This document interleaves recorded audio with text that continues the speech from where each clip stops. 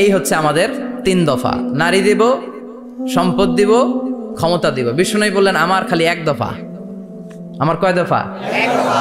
লা ওয়াদাউ আশ-শামসা ফি ইয়ামিনি, সূর্য যদি ডান হাতেও দাও, ওয়াল কামারা ফি ইয়াসারি, চন্দ্র যদি বাঁ হাতেও দাও, এই কালেমার দাওয়াত থেকে 1 হাতও আমারে পিছনে নেওয়া যাবে না। চিল্লা এখন ঠিক কি না?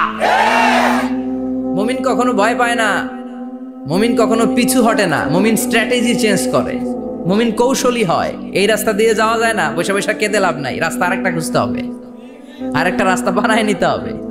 এটাই হচ্ছে মুমিনের বৈশিষ্ট্য। আল্লাহ তুমি বুঝার তৌফিক দাও। তো বিশ্বনবীর মাক্কি ইনিংসের খেলার সিস্টেম ছিল ঠ্যাক দিয়ে খেলতেন। ক্রিকেটে কি বলে যে উইকেট বাঁচায় খেলতে হবে, তোমার উইকেট যাতে পড়ে না যায়।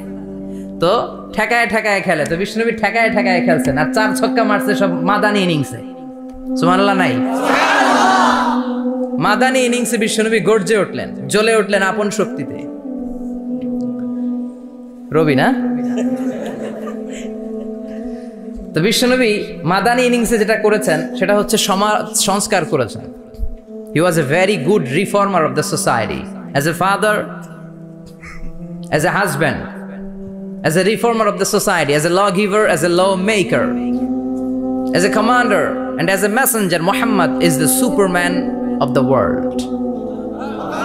স্বামী হিসেবে, বাবা হিসেবে, নেতা হিসেবে, নবী হিসেবে, সমাজ সংস্কারক হিসেবে, আইন প্রণেতা হিসেবে মুহাম্মদ হচ্ছেন এই পৃথিবীর জন্য সুপারম্যান।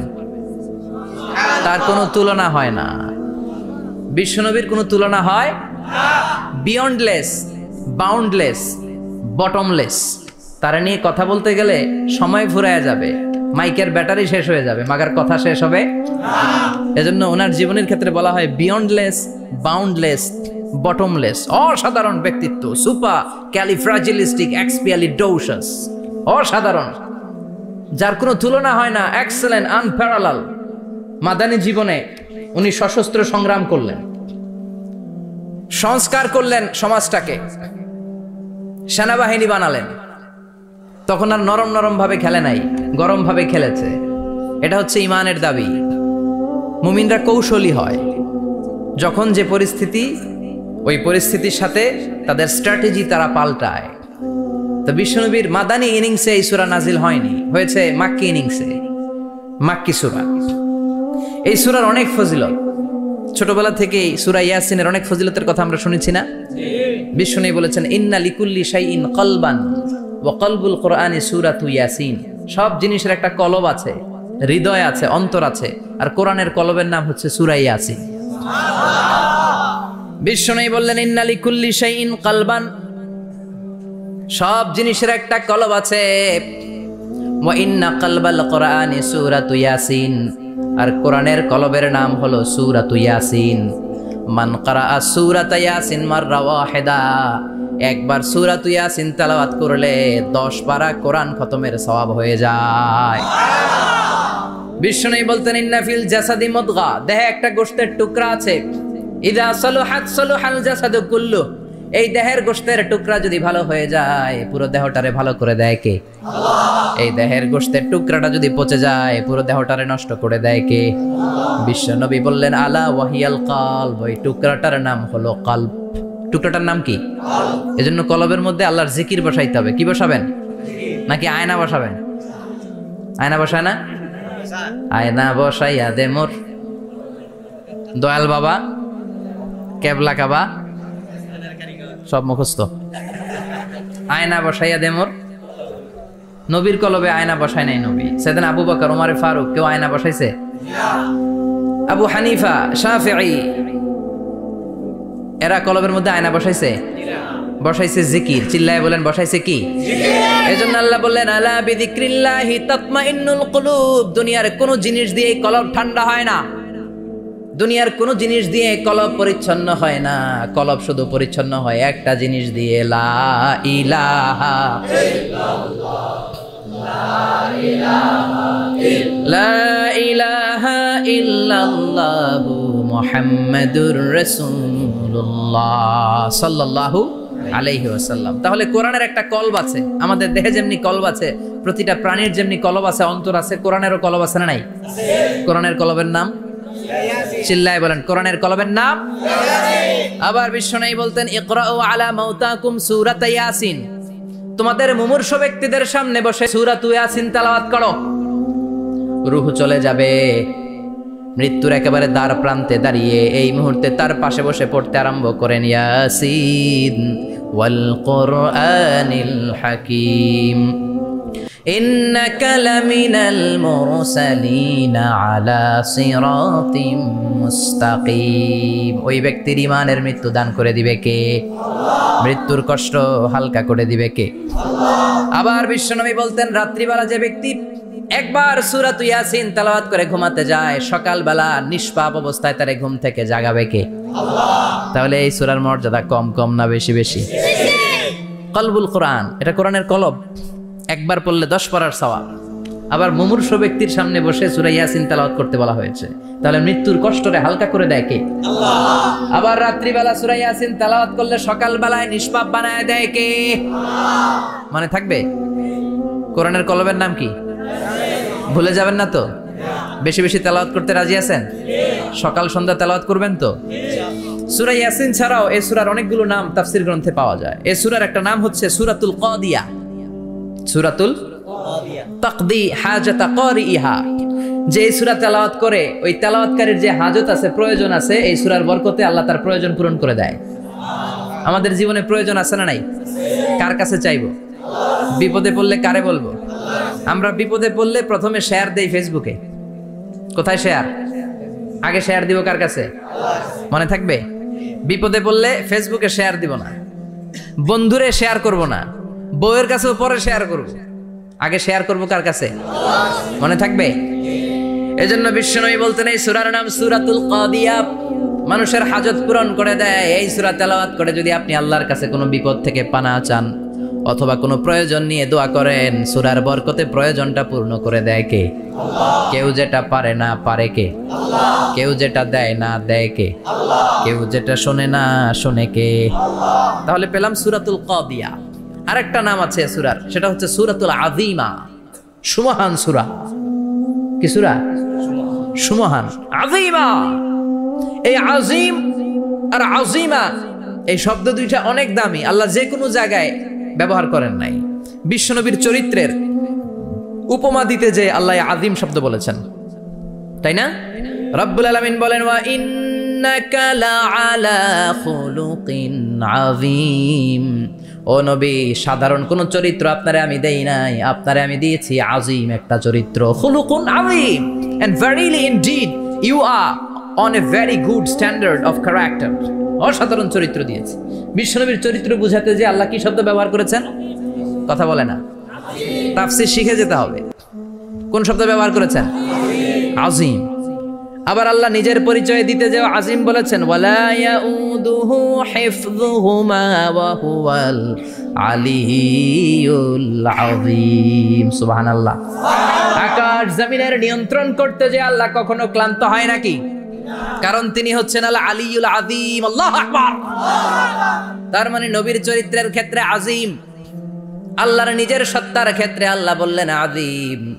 আবার বললেন কিয়ামতের দিন গোটা পৃথিবীটারে আমি নাড়িয়ে দেব, গোটা পৃথিবীতে একটা আমি ভূমিকম্প দিব। এই কথাও কোরআনে আছে না নাই?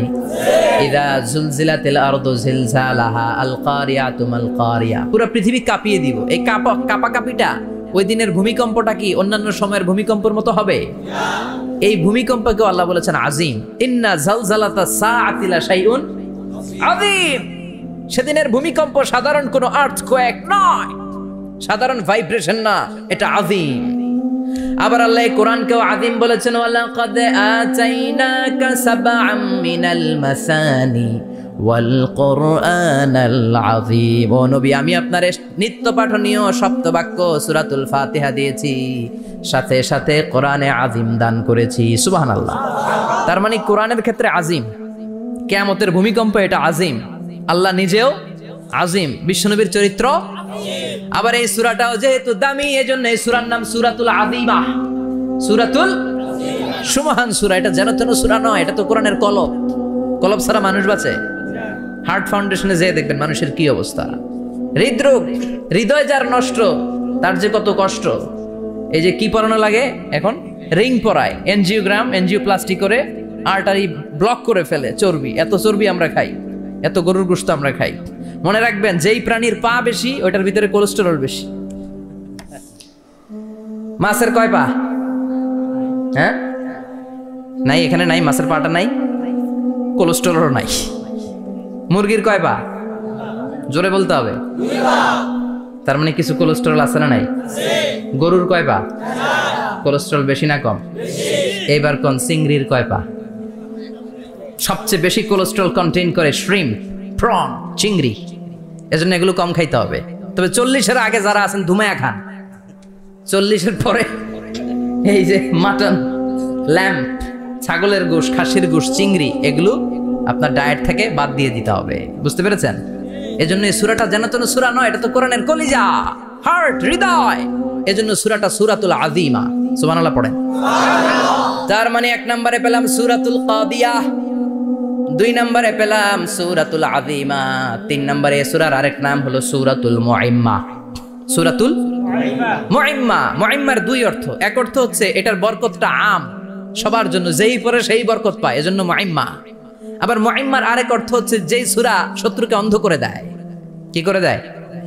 এই সূরার প্রথম 9টা আয়াত যদি বিপদে পড়ে, শত্রুর কবলে পড়ে আপনি তেলাওয়াত করেন, শত্রুর চোখটারে অন্ধ করে দিবে কে? আল্লাহ। বিশ্বনবী মক্কা থেকে যখন মদিনায় যায়, হিজরতের সময় বিশ্বনবী সূরাতুল ইয়াসিনের প্রথম 9টা আয়াত তেলাওয়াত করলেন। তেলাওয়াত করে আল্লাহর নাম নিয়ে ঘর থেকে বের হলেন। আশেপাশে কাফেররা ঘুরে কিন্তু বিশ্বনবীরে দেখে না। সবাই খেলে এরকম করে, ডানে বায়ে হাতায় বিশ্বনবীর সামনে দিয়ে যায়, কিন্তু কাফেরদের চোখ অন্ধ করে দিয়েছে কে? আল্লাহ। এজন্য কোরআন তেলাওয়াত করলে কাফেরদের চোখকে অন্ধ বানায় দেয় কে? আল্লাহ। এজন্য সূরার একটা নাম হচ্ছে সূরাতুল মুইম্মা। কি নাম? অন্ধ করে দেয়। তাফসিরে কুরতুবির মুসান্নিফ ইমাম আল কুরতুবি, ওনাকে জালিম বাদশা বন্দী করেছিল। ওনার তাফসিরে এসেছে উনি শক্তিশালী লোক ছিলেন, জেলখানা ভেঙে বাঁচার জন্য দিছে দৌড়। উনারেও ধরার জন্য জালিম বাদশার সৈনিকেরা ঘোড়া নিয়ে রওনা হয়েছে। উনিও দৌড়ায়, ঘোড়াও পেছন থেকে আসে। উমিয়া মানুষ কি ঘোড়ার দৌড়ের সাথে পারে? উনি হাঁটতে হাঁটতে হয়রান হয়ে এক বালুর ময়দানে যে ধপাস করে পড়েছেন। ওরাও ঘোড়া দিয়ে এসে নেমেছে, কিন্তু আজীব তামাশা, উনি বালুতে ধপাস করে পড়েই সূরাতুল ইয়াসিনের প্রথম 9 আয়াত তেলাওয়াত করতে শুরু করেছেন। ওরা নিচে নেমে ডানে বায়ে সামনে পিছনে খালি খুঁজে, কিন্তু দেখে না, সামনে কিন্তু বসা। ওদের চোখটার অন্ধ করে দিছে কে? আল্লাহ। বিশ্বাস হয়? ঈমান হয়? এজন্য বিপদে পড়লে সূরাতুল ইয়াসিনের প্রথম 9 আয়াত পড়তে রাজি আছেন? আল্লাহ তুমি তৌফিক দাও। আর জোরে পড়েন আমিন। এজন্য আল্লাহ চমৎকার ভাবে এই সূরাটা শুরু করে দিলেন। 2টা কাটা অক্ষর দিয়ে আল্লাহ বললেন ইয়াসিন ওয়াল কুরআনিল হাকীম ইন্নাকা লামিনাল মুরসালিন আলা সিরাতিম মুস্তাকিম। পড়েন সুবহানাল্লাহ। ইয়াসিন। সূরাটা শুরু করলেন কি দিয়ে? এটা কি কোনো বাক্য? এটা কি কোনো শব্দ? এটা কি অক্ষর? 2টা। প্রথম অক্ষরের নাম, দ্বিতীয়টা আওয়াজ করে বলেন। প্রথম অক্ষরটার নাম, দ্বিতীয়টা। খুব চমৎকার না? বাক্য দিয়ে এই সূরাটা শুরু করে নাই। যেমন ইযা জুলজিলাতিল আরদু জিলজালাহা, এই সূরার প্রথম আয়াত, এটা একটা বাক্য না? আচ্ছা। ওয়াদ-দুহা ওয়াল-লাইলি ইযা সাজা, বাক্য না? কিন্তু ইয়াসিন, এটা কি কোনো বাক্য? এটা কি কোনো শব্দ? না, এটা কাটা 2টা অক্ষর। সুবহানাল্লাহ পড়েন। আল্লাহ 114টা সূরার প্রায় 29টা সূরা এরকম কাটা কাটা অক্ষর দিয়ে শুরু করেছেন। সুবহানাল্লাহ নাই? এই 29টা সূরা কখনো আল্লাহ একটা অক্ষর দিয়ে শুরু করেছেন, কখনো 2টা অক্ষর দিয়ে, কখনো 3টা দিয়ে, কখনো 4টা দিয়ে, কখনো 5টা দিয়ে। একটা অক্ষর দিয়ে আল্লাহ কোরআনের সূরা শুরু করেছেন। এরকম একটা সূরা বলেন, নুন ওয়াল কলামি ওয়া মা ইয়াসতুরুন। নুন, নুন দিয়ে সূরা শুরু হয়ে গেছে। তারপরে কফ, এক অক্ষর দিয়ে সূরা শুরু হয়ে গেছে। সুবহানাল্লাহ পড়েন। সুবহানাল্লাহ। এবার বলেন 2 অক্ষর দিয়ে সূরা শুরু হয়েছে এরকম সূরা বলেন। এত দূরে যান কেন? এটা আছে না নাই? ইয়াসিন। সুবহানাল্লাহ পড়েন। ইয়াসিন 2 অক্ষর দিয়ে। তারপরে হামিম। এবার 3 অক্ষর দিয়ে আল্লাহ সূরা শুরু করছেন এরকম, আলিফ লাম মিম তাসিন মিম। আল্লাহু আকবার। আবার 4টা অক্ষর দিয়ে সূরা শুরু হয়েছে এরকম আছে না নাই? হাফেজ সাহেব কোন? আলিফ লাম মিম রা। আলিফ লাম মিম সাদ আছে না নাই? আবার 5টা কাটা অক্ষর দিয়ে সূরা শুরু হয়েছে, এরকম সূরাও আছে না নাই? সূরা মারিয়ামের শুরুতে কি আছে? কাফ হা ইয়া আইন সাদ, সুবহানাল্লাহ পড়েন। এরকম প্রায় 29টা সূরা আল্লাহ কাটা কাটা অক্ষর দিয়ে শুরু করেছেন, কোনো বাক্য দিয়ে নয়, কোনো শব্দ দিয়ে নয়, কি দিয়ে? হারফ দিয়ে। হারফ, এই হারফগুলোরে বলে হুরুফ আত-তাহাজ্জি বা হুরুফ আল-মুকাত্তাআত, কাটা কাটা অক্ষর। মনে রাখবেন কোরআনের আয়াতগুলো দুই ভাগে বিভক্ত, একটা মুহকাম, একটা মুতাশাবিহ। মুহকাম মানে যেগুলোর অর্থ আমরা জানি, যেগুলোর ব্যাখ্যা আমরা জানি, যেটার ইন্টারপ্রিটেশন এক্সপ্লেনেশন আমাদের জানা আছে। আর মুতাশাবিহ আমরা অর্থ জানি না, আমরা ব্যাখ্যা জানি না, এটা দিয়ে আসলে কি বুঝাইছে আমরা কেউ জানে না। জানে একজন, চিল্লায় বলেন তিনি কে?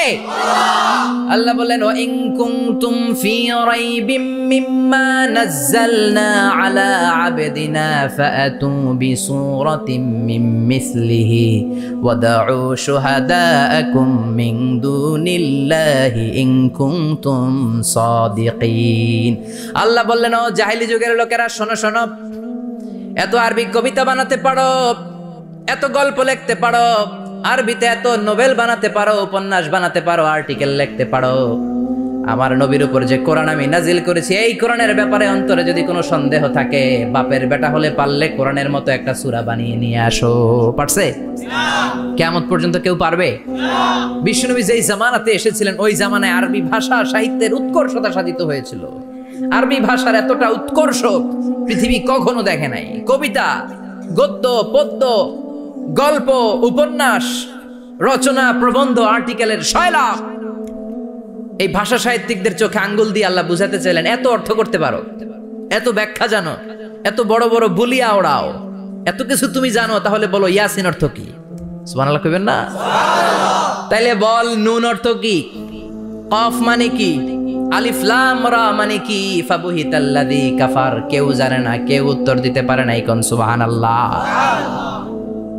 এটা কোরআনের মুজিজা, এটার অর্থ কেউ জানে না।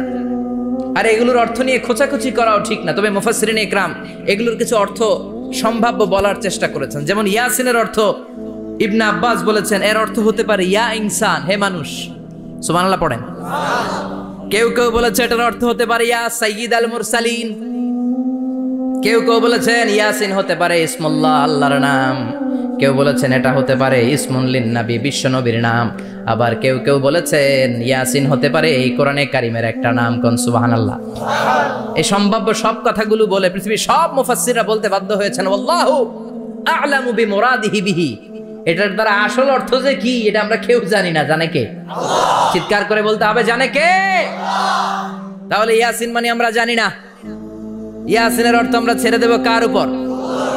এরপর আল্লাহ বললেন ওয়াল কোরআনিল হাকিম, প্রজ্ঞাময় বিজ্ঞানময় কোরআনের শপথ। ওয়াল কোরআনিল হাকিম, বিজ্ঞানময় প্রজ্ঞাময় কোরআনের শপথ বা কসম। ওয়াল কোরআনিল হাকিমে যে ওয়া, এই ওয়াটারে আরবিতে বলে ওয়া আল কাসামিয়া। কি বলে? ওয়া আল কাসামিয়া। কসম কাটার জন্য আল্লাহ এই ওয়া ব্যবহার করেছেন। যত জায়গায় কোরআনে আল্লাহ কসম কেটেছেন ওই কসমের শব্দটার আগে ওয়া আছে না নাই? ও মিয়া, কোরআনে আল্লাহ সময়ের শপথ করেছেন, কসম কেটেছেন, যুগের কসম কেটেছেন। যুগের সময়ের আরবি হলো আল আসর। এই আসরের আগে ওয়া আছে না নাই? কি বলছে আল্লাহ? ওয়াল আসর, ওয়াল। আবার তিন ফলের কসম আল্লাহ কোরআনে কেটেছেন, কি বলেছেন? ওয়াত-তিন মানে তিনের কসম। জাইতুনের কসম কেটেছেন, বলেছেন ওয়াজ জাইতুন। তুর পাহাড়ের কসম কেটেছেন, বলেছেন ওয়া তুরে সিনিন। যত জায়গায় কসম তত জায়গায় ওয়াও আছে না নাই? পাহাড়ের নামে কসম কেটেছেন, আল্লাহ বলেছেন ওয়া তুর। সূর্যের নামে কসম কেটেছেন, আল্লাহ বলেছেন ওয়াশ শামসি ওয়া দুহাহা। সুবহানাল্লাহ কইবেন না? ফজরের নামে কসম কেটেছেন, কি বলেছেন? ওয়াল ফাজর। জিলহজ মাসের প্রথম 10 রাতের কসম কেটেছেন, কি বলেছেন? ওয়া লায়ালিন আশর। জোর আর বেজরের কসম কেটেছেন, আল্লাহ বলেছেন ওয়াশ শাফঈ ওয়াল ওয়াতর। সূরা ইয়াসিনে কাটা কাটা 2টা অক্ষরের পরে রব্বুল আলামিন কোরআনের কসম কেটেছেন। এজন্য আল্লাহ বলেছেন ইয়াসিন ওয়াল কোরআনিল হাকিম। ইয়াসিন ওয়াল কোরআনিল হাকিম, প্রজ্ঞাময় বিজ্ঞানময় কোরআনের শপথ। কোরআনের মধ্যে বিজ্ঞান আছে না নাই? বেশি না কম? বিশ্বাস হয় না? নাস্তিকদের কথা বিশ্বাস হয়? নাস্তিকরা বলে কোরআনের মধ্যে বিজ্ঞান নাই, কোরআনের মধ্যে সায়েন্স নাই, কোরআনের ভেতরে টেকনোলজি নাই, কিন্তু কোরআন বলে এমন কিছু নাই, মানুষের প্রয়োজনীয় এমন কিছু নাই যেটা আমার ভিতরে নাই। আল্লাহু আকবার। আল্লাহ বললেন মা ফাররাতনা ফিল কিতাবি মিন শাই, কিতাবের মধ্যে আমি কিছু বাদ রেখে দেই নাই। ইতিহাসের কথা বলেছি, পাতালপুরীর কথা বলেছি, ঊর্ধ্ব জগতের কথা বলেছি, মহাকাশের কথা বলেছি, cosmology, astrology, geology, zoology, botany, human anatomy, embryology, সব কিছুর কথা কোরআনের মধ্যে দিয়েছে কে?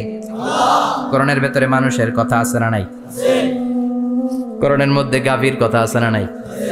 গাভীর কথাও আছে। কই আছে? হ্যাঁ, সূরাতুল গাভীর সূরা, সুবহানাল্লাহ কইবেন না? মানুষের কথা আছে সূরাতুল ইনসান, জিনদের কথা আছে সূরাতুল জিন, মাকড়সার কথা আছে সূরাতুল আনকাবুত, মৌমাছির কথা আছে সূরাতুন নাহাল। মৌমাছির কথা বলেছেন, দুধের কথা বলেছেন, প্রাণীর কথা বলেছেন, খাদ্যের কথা বলেছেন, মানুষের দেহ বৈশিষ্ট্যের কথাও বলেছেন। চিৎকার করে পড়েন আল্লাহু আকবার।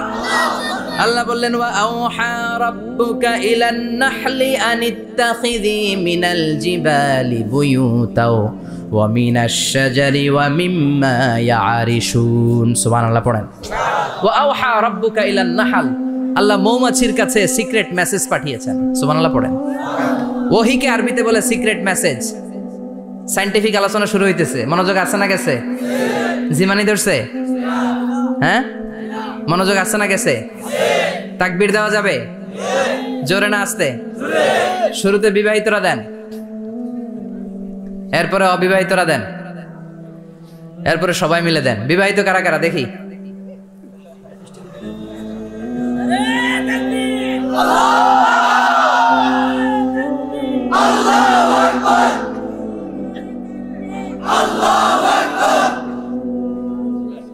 বিবাহিতরা অবিবাহিতরা দিবেন না?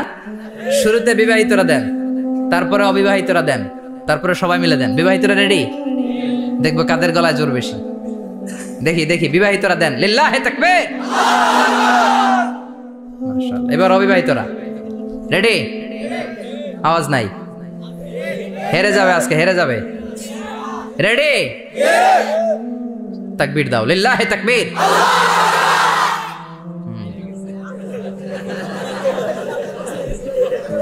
ইয়াংদের পারফরমেন্সই আলাদা, আওয়াজ বেশি। এবার সবাই মিলে তিনটা, লিল্লাহি তাকবীর, লিল্লাহি তাকবীর, লিল্লাহি তাকবীর। আল্লাহ মৌমাছিকে ওহী করেছেন। কি করেছে দেখেন, ওয়াল কুরআনিল হাকিম, আল্লাহ যে বললেন শেষ হবে না এই কথা। ওয়াল কুরআনিল হাকিম, বিজ্ঞানময় কোরআনের শপথ, প্রজ্ঞাময় কোরআনের শপথ। বিশ্বনবী বলেন লা তুহসা আজাইবুহু, কোরআনের আশ্চর্যান্বিতার কোনো শেষ নাই। ওয়ালা তাবলা গারাইবুহু, কোরআন কোনদিন কারো কাছে পুরাতন মনে হয় না। ফিহি মাসাবিহুল হুদা, কোরআনের মধ্যে আছে হেদায়েতের মশাল। ওয়া মানারুল হিকমা, কোরআন হলো বিজ্ঞানের সুউচ্চ মিনার। লা তুহসা আজাইবুহু, কোরআনের আশ্চর্যান্বিতার শেষ নাই। যতই পড়বেন আপনি আশ্চর্য হয়ে যাবেন, যতই স্টাডি করবেন, যতই অধ্যয়ন করবেন, আপনার চোখকে খুলে দিবে কে? ওয়ালা তাবলা গারাইবুহু, কোরআন কখনো পুরাতন হয় না। পুরান হয় নাকি? যার বয়স 50 বছর ধরে নামাজি মানুষ, প্রতি নামাজের প্রত্যেক রাকাতে কোন সূরা পড়া লাগে? তো 50 বছর যদি কেউ নামাজি হয়, তাহলে কত লক্ষবার উনি সূরা ফাতিহা পড়ছে উনি নিজে জানে? তারপরেও কোনোদিন কি মনে হয়েছে সূরা ফাতিহাটা একটু পুরান পুরান লাগে? আজকে কুল হল্লা দিয়ে শুরু করুন, কথা বলেন। পুরান লাগছে কোনোদিন? এত পড়ছে এটা, আজকে আর এটা না, আজকে আর একটা, এরকম মনে হয়? ওয়ালা তাবলা গারাইবুহু, পুরান লাগে না। প্রতিদিন নতুন, প্রতিনিয়তই নতুন, অলওয়েজ নিউ, সব সময় নতুন। এজন্য বিশ্বনবী বললেন লা তুহসা আজাইবুহু, কোরআনের আশ্চর্যান্বিতার শেষ নাই। ওয়ালা তাবলা গারাইবুহু, কোরআন কখনো পুরাতন হয় না। ফিহি মাসাবিহুল হুদা, কোরআনের মধ্যে আছে হেদায়েতের মশাল। ওয়া মানারুল হিকমা, কোরআন হলো বিজ্ঞানের সুউচ্চ মিনার। সুবহানাল্লাহ। আল্লাহ বললেন ওয়া আওহা রাব্বুকা ইলান নাহাল, আমি মৌমাছির কাছে মেসেজ দিলাম, সিক্রেট মেসেজ। আনিত্তাখিযি মিনাল জিবালি বুয়ুতা, তোমরা পাহাড়ের মধ্যে তোমাদের বাড়ি বানাও, মৌচাক বানাও। ওমিনা সাজার, গাছের মগ ডালে, বড় বড় ডালে তোমরা বাসা বানাও। ওয়া মিম্মা ইয়ারিশুন, উঁচু উঁচু জায়গায় মৌচাক বানাও, যাতে করে গ্রামের ছোট্ট ছেলেরা ঢিল মারতে না পারে। কোন সুবহানাল্লাহ। মৌমাছির আল্লাহ শিখাই দিছে। নিচু জায়গায় কোনোদিন মৌমাছির বাসা দেখবেন? নিচু জায়গায় সহজে নাগাল পাওয়া যায়, ধরা যায়। কথা কন, ডাল বেয়ে মগ ডালে ওঠা লাগে মধু খাইতে চাইলে। চিল্লায় বলেন ঠিক কিনা? আল্লাহ সিক্রেট মেসেজ দিলেন আর বললেন আনিত্তাখিদি। আলেম যারা আছেন বলেন তো, ইত্তাখিদি এটা কি মুজাক্কারের সিগা না মুয়ান্নাসের সিগা? কথা কইতে হবে। কেউ নাই এটার উত্তর দেওয়ার মতো? মুয়ান্নাস, মাশাআল্লাহ। এটা স্ত্রীবাচক শব্দ। আল্লাহ মৌমাছিকে যে মেসেজ করছে পুরুষ মৌমাছিরে কয় নাই, এটা নারী মৌমাছিরে কইছে। চিল্লায় এখন সুবহানাল্লাহ। এখন গবেষণা করে দেখা গিয়েছে, কার্ল ভন ফ্রিচ একজন অস্ট্রিয়ান বিজ্ঞানী, উনি এটা নিয়ে গবেষণা করে 73 সালে 1973 নোবেল পেয়ে গেছে। এই আয়াতের উপর গবেষণা করে আল্লাহ কেমন করে সিক্রেট মেসেজ দিয়েছেন, কেমন করে মৌমাছি মৌচাকের বাসা বাঁধে, কেমন করে মধু আহরিত হয়, এটার উপর গবেষণা করে উনি একটা বই লিখেছেন, দ্য ডান্সিং বিজ। নেচে যাওয়া মৌমাছিগুলো, নাচতে নাচতে যেতে থাকা মৌমাছিগুলোর উপর একটা বই লিখে, দ্য ডান্সিং বিজ লিখে উনি নোবেল প্রাইজ পেয়েছেন এই মধুর উপরে। চিল্লায় পড়েন আল্লাহু আকবার। এখন কোরআনের আয়াত থেকে বোঝা গেল আনিত্তাখিদি মিনাল জিবালি বুয়ুতা। আল্লাহ নারী মৌমাছিকে বলেছেন মৌচাক বানাও, তোমাদের মধু রাখার জন্য বাসা বানাও। কার্ল ভন ফ্রিচ গবেষণা করে পেয়েছে মৌচাকের বাসা বানানো হয়, মধু আহরণ করা হয়। যেই মৌমাছিটা নেতৃত্ব দেয় এটা পুরুষ মৌমাছি নয়, এটা হলো মহিলা মৌমাছি। কোন সুবহানাল্লাহ। পুরো মৌচাকের মধ্যে মধু আহরণ, মধু নেওয়া, পুরো প্রসিডিউরটা সারার জন্য কোনো পুরুষ মৌমাছি লিডিং দেয় না, লিডিং দেয় একটা নারী মৌমাছি, স্ত্রী মৌমাছি। এজন্য ইত্তাখিদ, ম্যাসকুলিন জেন্ডার ইউজ না করে আল্লাহ বলেছেন ইত্তাখিদি। নারী মৌমাছিকে আল্লাহ অ্যাড্রেস করে বলেছেন যাও মৌচাক বানাও আর এটার মধ্যে মধু আহরণ করো। চিল্লায় পড়েন আল্লাহু আকবার। আল্লাহ বললেন ইত্তাখিদি মিনাল জিবালি বুয়ুতা, পাহাড়ের মধ্যে ঘর বানাও, মিনাশ শাজার গাছের বড় ডালের মধ্যে ঘর বানাও, ওয়া মিম্মা ইয়ারিশুন উঁচু উঁচু জায়গায় ঘর বানাও। উনি গবেষণা পেয়েছেন এই মধুর মধ্যে অসাধারণ কিছু ন্যাচারাল অ্যান্টিসেপটিক আছে। কি আছে? Natural antiseptic. এটার নাম হচ্ছে প্রপিলিস। প্রপিলিস নামে একটা লিকুইড পাওয়া যায় মৌচাকের মধ্যে। এটা কাটা জায়গায় লাগা দিলে স্যাভলন ডেটল কিছু লাগানো লাগবে না। ওই প্রপিলিসের কারণে আপনার কাটা জায়গা এমনি শুকায় যাবে। সুবহানাল্লাহ পড়েন। দ্বিতীয় বিশ্বযুদ্ধে রাশিয়ান যত সৈনিকরা যুদ্ধে আহত হতো, ওরা আলাদা করে অ্যান্টিসেপটিক খাইতো না, ওরা মধু আইনা লাগাই দিত আর সুস্থ হয়ে যেত। সুবহানাল্লাহ পড়েন। নিউজিল্যান্ডের কিছু বিজ্ঞানীরা আবিষ্কার করেছে মৌমাছির হুলের ভিতরে রেমিটিক ফিভারের অ্যান্টিবায়োটিক আছে। অনেকের বাত জ্বর হয়, বাতের ব্যথা থাকে না? থাকে, মুরব্বীদের বেশি হয়। ওই জায়গার মধ্যে যদি আপনি মৌমাছি এনে ঢুকাই দিতে পারেন, মৌমাছির হুল লাগাই দিতে পারেন, ভালো হয়ে যাবে। মৌমাছি যখন হুল ফুটে আরাম লাগে না অনেক? খাইছেন? কামড় খাইছেন? হ্যাঁ, মজা লাগে। তো নিউজিল্যান্ডের এই গবেষকরা এরা আবিষ্কার করেছে যে মৌমাছি যদি হুল ফুটিয়ে দেয়, ওইখানে বাতের ব্যথা থাকলে, বেদনা থাকলে এটা ভালো হয়ে যাবে। আমি নিজে দেখেছি, বিবিসি একটা ডকুমেন্টারি। ইজিপশিয়ান একজন ফিজিশিয়ান, চিকিৎসক, উনি ওনার বাতের ব্যথায় আক্রান্ত যত রোগীরা আছে ওদের গায়ের মধ্যে মৌমাছি এনে এনে নিজে নিজে হুল ফুটায়। রোগী চিৎকার মারে, ও মাগো, ও আল্লাহ গো, কিন্তু একদিন পরে ব্যথা নাই আর কয় ভালো হয়ে গেছে। সুবহানাল্লাহ কইবেন না? তো এজন্য এই কার্ল ভন ফ্রিচ 1973-তে দ্য ডান্সিং বিজ লেখে গোটা বিশ্বকে তাক লাগিয়ে দিয়েছে। তার গবেষণার প্রতিটি পয়েন্ট কোরআনের আয়াতের সাথে মিলে যায়। চিৎকার করে পড়েন আল্লাহু আকবার। এই যে আমরা মধু খাই, এই মৌচাকের ভেতরে অন এন অ্যাভারেজ অ্যারাউন্ড 60,000 মৌমাছি থাকে। 3 ভাগে, একটা হচ্ছে কুইন বি, একটা মেল বি, আর একটা হচ্ছে ওয়ার্কার বি। একটা থাকে রানী মৌমাছি, এর নেতৃত্বে সবাই চলে। আর একটা থাকে মেল বি, পুরুষ মৌমাছি, বংশ বাড়ানোর জন্য এদের কাজে লাগে। আর সব হচ্ছে ওয়ার্কার বি, সবাই কাজ করে। আল্লাহ বললেন সুম্মা কুলি মিন কুল্লি সামারাত ফাসলুকি সুবুলা রাব্বিকি যুলুলা। আল্লাহ সিক্রেট মেসেজ দিয়ে বললেন গাছের উপরে বাসাবাদ, পাহাড়ের উপরে মৌচাকের বাসাবাদ, উঁচু উঁচু জায়গায় তোমরা তোমাদের বাসা বাঁধো।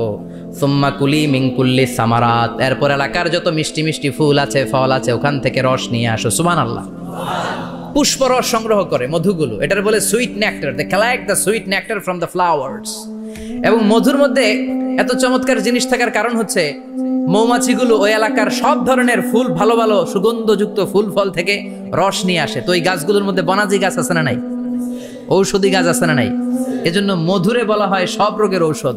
যত বনাজি ঔষধি গাছের নির্যাস আর পুষ্পরস আছে, সব আল্লাহ মধুর ভিতরে ঢুকায়া মধুকে আল্লাহ ন্যাচারাল ভ্যাকসিন বানিয়ে দিয়েছেন। চিল্লায়ে পড়েন আল্লাহু আকবার।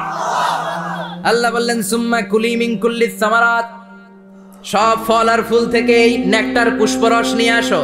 ফাসলুকি সুবুলা রাব্বিকি যুলুলা, যেমন যেমন গিয়েছিলা পথ চিনায় আবার ফিরে আসো। ইয়াখরুজু মিন বুতুনিহা শারাব, এরপর তাদের পেট থেকে বের হয় শারাব। মুখতালিফুন আলওয়ানু, এক একটা মধুর কালার হয়ে যায় এক এক রকম। কোন সুবহানাল্লাহ। সরষে ফুলের মধু একটু সাদা সাদা হয় না? আমি হচ্ছি মধু খাওয়ার পোক। আমি দেশে বিদেশে যেখানে গিয়েছি ফ্রেশ হানি আমি অনেক খুঁজেছি। ইয়ামানি একটা মধু পাওয়া যায়, ইয়ামানের সাওয়াহিলি এলাকায়, পাহাড়ি এলাকায়, একেবারে কুচকুচে কালো। আবার অনেক মধু আছে কিছুটা খয়েরি এবং হলুদ বর্ণের, কিন্তু সরষে ফুলের যে মধুটা এটা অনেকটা সাদা। এই পুষ্পরস নিয়ে মৌমাছিগুলো মৌচাকের মধ্যে ঢেলে দেয় না, এগুলো খেয়ে ফেলে। প্রত্যেকটা মৌমাছির পেটের ভেতরে আল্লাহ 2টা করে স্টোমাক দিয়েছে, পাকস্থলী। সুবহানাল্লাহ পড়ে। এটাই কার্ল ভন ফ্রিচ দ্য ডান্সিং বিজ বইয়ের মধ্যে লিখেছে গবেষণায়, যে 2টা পাকস্থলী। একটা পাকস্থলী দিয়ে মৌমাছি খায়, নিজে খেয়ে বাঁচে, আর একটা পাকস্থলী দিয়ে এই ফ্লাওয়ার নেকটার পুষ্পরস সংগ্রহ করে ওই পাকস্থলীতে রাখে। ওই পাকস্থলীর ভেতরে আল্লাহ একটা ন্যাচারাল এনজাইম দিয়েছেন, ওই এনজাইমের সাথে ওই পুষ্পরসটা মিক্সড হয়। তারপরে আরেকটা টিউব আছে, ওই টিউব দিয়ে মৌমাছি যে সে বাসার মধ্যে মৌমাছি যে সেখানে সাপ্লাই করে দিয়ে আসে, মধু ঢুকিয়ে দিয়ে আসে। চিল্লায় পড়েন সুবহানাল্লাহ। তার মানে বিষয়টা এমন না ফুলের রস নিয়ে মৌচাকের দিয়ে আসলো, ফুলের রস সে নেয়, তার স্পেশাল একটা স্টোমাকের মধ্যে ঢুকায়, সেখানে এনজাইম দিয়ে পাচক রস দিয়ে আল্লাহ এটাকে সমৃদ্ধ করে দেয়। তারপর আলাদা একটা নল দিয়ে টিউব দিয়ে মৌচাকের ভেতরে ঢুকিয়ে দেয়। কোন সুবহানাল্লাহ। কি অসাধারণ পদ্ধতিতে আল্লাহ মধু বানালেন। আর কি সুন্দর মধু হাতের মধ্যে লয়া জিব্বা দিয়া সাটে আর গান গায়, মধু হই হই বিশা বাইলা। আছে না নাই? আল্লাহ শুকরিয়া নাই? মধু খায় আর গান গায়, মধু হই হই বিশা বাইলা, অনহারণে ভালোবাসার দাম নদিলা। আছে না নাই? ডাকাইত। এই মধু খেয়ে শুকরিয়া করতে হবে কার? বসো, চিৎকার করে বলেন শুকরিয়া করতে হবে কার? আল্লাহ বললেন ইয়াখরুজু মিন বুতুনিহা, এটা মধু সরাসরি চলে আসে না, ওর পেট থেকে বের হয়। মুখতালিফুন আলওয়ানুহু, বিভিন্ন রঙের মধু। আছে না নাই? ব্ল্যাক কালারের মধু হয়, হোয়াইট হানি হয়, অর্গানিক হানি হয়, ক্রিমড হানি হয়। কত ধরনের মধু যে আল্লাহ পৃথিবীতে রেখেছে তার ইয়ত্তা নাই। এরপর আল্লাহ বললেন ফিহি শিফাউন লিন্নাস, মধুর ভিতরে শিফা দিয়েছে কে? এজন্য বিশ্বনবীর খাদ্য তালিকার মধ্যে মধু আছে না নাই? বিশ্বনবী সুগন্ধযুক্ত ওলা মধু খেতেন, দুর্গন্ধযুক্ত ওলা কোনো মধু মুখে নিতেন না। সুবহানাল্লাহ। বিশ্বনবীর জামানায় মাগাফির নামে একটা মধু ছিল, দুর্গন্ধযুক্ত, এটা কখনো বিশ্বনবী মুখে নিতে চাইতেন না। সুগন্ধযুক্ত মধু সবসময় বিশ্বনবী খেতেন। বিশ্বনবীর স্ত্রীরা এই সুগন্ধিযুক্ত মধু বোতলের মধ্যে প্রিজার্ভ করে রাখতেন বিশ্বনবীকে দেওয়ার জন্য। বিশ্বনবী প্রাণ ভরে এগুলো পান করতেন। সুবহানাল্লাহ। বিশ্বনবী যে সমস্ত খাদ্যগুলো পছন্দ করতেন হাদিসে এসেছে, বিশ্বনবী রুটি খেতেন, খেজুর খেতেন। খেজুর, খেজুর চিনেন? বালাহ, তামার, দুধ খেতেন, এই মধু খেতেন, জব খেতেন, বার্লি খেতেন, লাউ খেতেন, রুম্মান, ডালিম ফল, আনার ফল, আনার চিনেন? আনার, এই আনার খেতে পছন্দ করতেন বিশ্বনবী। মাশরুম খেতেন, মাশরুম, মাশরুম চিনেন? ব্যাঙ্গের ছাতার মতো। রেস্টুরেন্টে ইদানিং মাশরুমের স্যুপ পাওয়া যায়, এটা খাবেন। যাদের চোখের জ্যোতিতে সমস্যা, দৃষ্টিতে সমস্যা, খাবেন। হাদিসে এসেছে আল কামআতু মিনাল মান ওয়া মাউহা শিফাউন লিল আইন। মাশরুম হলো মান্না সালোয়ার মতো খাবার। মাশরুমের স্যুপ যারা খাবে, চোখের জ্যোতি যাদের কম, তাদের চোখের জ্যোতি বাড়িয়ে দিবে কে? বুখারীর বর্ণনা, কানা রাসূলুল্লাহ ইউহিব্বুল হালাওয়া ওয়াল আসাল, বিশ্বনবী মিষ্টান্ন খেতে বড্ড পছন্দ করতেন। আবার বিশ্বনবী বেশি বেশি মধু খেতে পছন্দ করতেন। সুবহানাল্লাহ। কোরআনে 2টা জিনিসের ক্ষেত্রে আল্লাহ শিফা যোগ করেছেন, যে 2টা জিনিসের সাথে সম্পৃক্ত হলে শিফা। এক হচ্ছে কোরআন পড়লে শিফা, অনুনাজ্জিলু মিনাল কোরআনি মা হুয়া। আবার কোরআনে এই আয়াতের ক্ষেত্রে বলা হয়েছে শিফা ফিহি শিফাউন লিন্নাস। এজন্য সাইয়েদনা ইবনে মাসউদ এই উম্মাকে উদ্দেশ্য করে বলেছেন আলাইকুম বিশিফাইন, তোমাদের উচিত 2টা জিনিস থেকে শিফা নেয়া। এক হলো কোরআন, 2 হলো আসাল মানে মধু। কোন সুবহানাল্লাহ। কোরআন তেলাওয়াত করলে অসুস্থরে সুস্থ করে দেয় কে? সূরা ফাতিহা তেলাওয়াত করলে অসুস্থকে সুস্থ বানিয়ে দেয় কে? আবার মধু খেলে সুস্থ বানিয়ে দেয় কে? মধু খেয়ে প্রশংসা করবেন কার? নাকি মধু হই হই বিষ হাবাইলা? বলবেন এগুলো কখনো? খাঁটি মধু খেতে হবে। খাঁটি মধু চিনার উপায় হচ্ছে এটাতে পিঁপড়া জমে না, এটা ফ্রিজে রাখলে জমাট বাঁধে না, এটাতে দুর্গন্ধ হয় না। এক গ্লাস পানির মধ্যে এক ড্রপ মধু ছেলে দিলে এটা পানির সাথে না মিশে একেবারে নিচে চলে যায়। খাঁটি মধু খেতে হবে। তাহলে ফিহি শিফাউন লিন্নাস, কত কিছু দিয়ে যে আল্লাহ এটাকে সমৃদ্ধ করেছেন। এটার মধ্যে গ্লুকোজ আছে, এটার মধ্যে সুক্রোজ আছে, ফ্রুক্টোজ আছে, প্রোটিন আছে, মিনারেলস আছে, ক্যালসিয়াম আছে, ভিটামিন আছে। খাইলেই শরীর গরম হয়ে যায়। সুবহানাল্লাহ। এজন্য শীতকালে বেশি বেশি খাবেন, জাম্পার লাগবে না। শীতকালে মধু খেয়ে রাত্রেবেলায় বের হবেন, আর মাফলার পেঁচিয়ে বেরোয়া লাগবে না। সুবহানাল্লাহ পড়েন। তার মানে আল্লাহ বললেন ইয়াসিন ওয়াল কোরআনিল হাকিম, প্রজ্ঞাময় বিজ্ঞানময় কোরআনের কসম। কোরআনের ভেতরে বিজ্ঞান আছে না নাই? বিজ্ঞানের কথা এই তো শুরু করলাম, আজকে সারা রাত বিজ্ঞানের কথা বলবো। থাকবেন কতক্ষণ? হ্যাঁ, স্লোগান দেন লিল্লাহি তাকবীর। এরপরে আল্লাহ বললেন গোলাম ওয়া ইন্না লাকুম ফিল আনআমি লাইবরা, প্রাণীকুলের দিকে নজর করে তাকাও। প্রাণীকুলের মধ্যে আমি তোমাদের জন্য নিদর্শন রেখেছি। নুসকিকুম মিম্মা ফি বুতুনিহি, এই প্রাণীকুলের পেট থেকে একটা চমৎকার জিনিস আমি বের করে দেই, এটার নাম হচ্ছে দুধ। এটা কি? দেখেন, একই আয়াতের মধ্যে আল্লাহ মধুর কথাও বললেন, আবার দুধের কথাও বললেন। দুধটা কিভাবে হয়, উৎপন্ন হয়, মধু কেমনে হয়, ইঞ্চি ইঞ্চি কথা এই কোরআনের ভেতরে তুলে ধরলেন কে? আল্লাহ বললেন মিমবাইনি ফারসিউ ওয়া দামিল লাবানা, গোবর আর রক্তের মাঝখান দিয়ে আমি দুধ বের করি। সুবহানাল্লাহ পড়েন। আমরা যাই এই গাভীর ওলান টানা শুরু করি সকালবেলা বিসমিল্লাহ বলে, কিন্তু খেতে যেটা আসে ওইদিকে নজর নাই, ডাকাত। বিসমিল্লাহ বলে শুরু করে না, দুধ খাই আলহামদুলিল্লাহ পড়েন, আছে না নাই? আল্লাহ বলেন মেকানিজমটা শোনো কেমনে আমি খাওয়াই। আল্লাহ বললেন মিমবাইনি ফারসিউ ওয়া দামিল লাবানা, গোবর আর রক্তের মাঝখান দিয়ে আমি দুধ বের করে দেই। সুবহানাল্লাহ। গরু যে ঘাস খায়, এই ঘাস থেকে রক্ত হয় আর গরুর গোবর হয়। পেটের একদিকে থাকে গোবর, আরেক দিকে থাকে রক্ত। রক্ত দুর্গন্ধ, গোবরও দুর্গন্ধ। রক্তও নাপাক, গোবরও নাপাক। এই দুই নাপাক আর দুর্গন্ধের মাঝখান দিয়ে সুগন্ধযুক্ত দুধ বের করে দেয় কে? আল্লাহ বললেন মিমবাইনি ফারসিউ ওয়া দামিল লাবানা, গরু যে খাবারগুলো খায় ওই খাবারের এক পাশ দিয়ে গোবর হয়ে যায় আর এক পাশ দিয়ে রক্ত হয়ে যায়, মাঝখান দিয়ে দুধ বের করে দেয় কে? What a amazing mechanism of discharging milk from animals body. What a amazing mechanism. একদিক দিয়ে গোবর দুর্গন্ধ, আরেক দিক দিয়ে ঘাস খাওয়ার কারণে রক্ত হয়, মাঝখান দিয়ে দুধ বের হয়ে যায়। সুবহানাল্লাহ। আবার বাছুর ছাড়া দুধ পাওয়া যায় না। গাভী আছে কার কার? হাত তোলেন তো। বাছুর ছাড়া দুধ পাওয়া যায়? শুধু গাভী, বাছুর নাই, দুধ আসবে? আবার এই যে বিশাল বড় ওলান 20 কেজি দুধ দেয় প্রতিদিন, এই ওলান কাটলে দুধ পাওয়া যায়? এক ফোঁটা দুধও ওলানটা কেটে টুকরা টুকরা করলে আপনি পাবেন না। এটা আলাদা মেকানিজম। এটা ভিতর থেকে একটা নির্যাস, বাছুর নিয়ে দুইটা ঢু মারবেন, ওই নির্যাস দিয়ে দুধ বেরোতে থাকবে গোবর আর রক্তের মাঝখান দিয়ে। চিৎকার করে পড়েন আল্লাহু আকবার। এজন্য বিশ্বনবী বলতেন বেশি বেশি দুধ খাও। দুধ হলো সুষম খাদ্য। পৃথিবীতে আবিষ্কৃত যত খাবার আছে দুধের চাইতে ভালো খাবার আছে নাকি? কথা কন।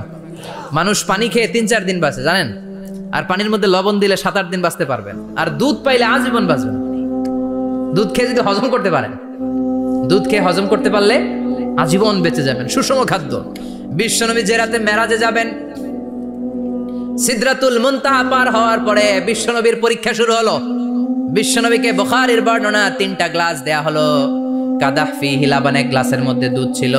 ওয়া কাদাহ ফিহি আসাল, আরেক গ্লাসের মধ্যে ছিল মধু, আরেক গ্লাসের মধ্যে ছিল মদ। কাদাহুন ফিহি খামার। বিশ্বনবীকে 3টা গ্লাস দিয়ে বলা হলো নবী চুজ করেন কোনটা নেবেন। এক গ্লাসে মধু, আরেক গ্লাসে দুধ, আরেক গ্লাসের মধ্যে বিশ্বনবীকে দেয়া হলো মদ। বিশ্বনবী বললেন যে এই গ্লাসের ভেতরে দুধ আছে, আমি ওই পেয়ালাটা নিলাম। সাইয়েদনা জিব্রাইল বললেন ইয়া রাসূলুল্লাহ আখাস্তাল ফিতরা, আপনি যেমন নিছেনও তেমন। সুবহানাল্লাহ কইবেন না? বিশ্বনবী দুধ খেতে পছন্দ করতেন। আর বিশ্বনবী বলতেন আলাইকুম বি আলবানিল বাকার, বেশি বেশি গরুর দুধ খাবা। ফা ইন্নাহা তুরাম্মু মিনাল আশজার, কেননা এটা সবুজ লতা পাতা ঘাস পাতার নির্যাস। গরু কি খায়? ঘাস খায় না? এই ঘাসের নির্যাস হচ্ছে দুধ। বিশ্বনবী বলতেন বেশি বেশি দুধ খাবা। ফিহি শিফার মধ্যে শিফা আছে। ফি লাবানিহা শিফা ওয়া লুহুমিহা দা, গরুর দুধে আছে শিফা, গরুর গোশতের মধ্যে আছে রোগ। সুবহানাল্লাহ। কত বড় ফিলোসফার বিশ্বনবী। বিশ্বনবী বলে গিয়েছেন গরুর দুধ বেশি খাও, কিন্তু গোশ বেশি খাইও না। আর আমরা গরুর গোশ পাইলে কোপায় ফেলাই। সাদা ভাত আর ঝাল গরুর মাংস যদি হয়, ওই যে অনেকের জিহ্বায় পানি চলে আসছে। সুবহানাল্লাহ কইবেন না? বিশ্বনবী বলতেন দুধ খাও, গোশত খাও কম। গরুর গোশত কম খাবা, গরুর দুধ বেশি খাবা, সুস্থ রাখবে কে?